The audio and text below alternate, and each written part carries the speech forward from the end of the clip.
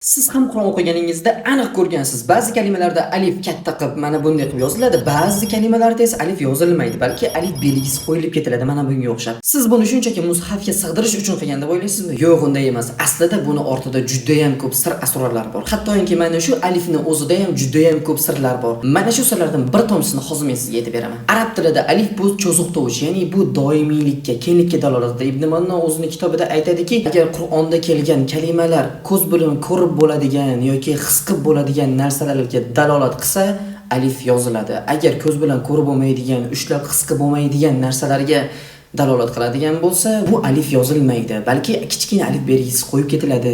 Yana bir mulohaza bor. Ikkita oyatni olaylik. Masalan, Oli Imron surasining 96-oyatini olaylik. Bu yerda keladiki, insonlar uchun qurilgan uyning birinchisi u albatta olamlarga hidoyat va muborak bo'lgan Bakkadagi uydir deb keladi. E'tibor bergan bo'lsangiz, bu yerda mubaraka kalimasi katta alif bilan yozilgan. Bu yerdagi alif doimiylikka, kenglikka dalolat qiladi. Va ana endi keyingi oyat olaylik. Keyingi oyat Qof surasining 9-oyatida keladi. Bu yerda aytiladiki: "Va nazzalna minas samaa'i ma'an mubaraka."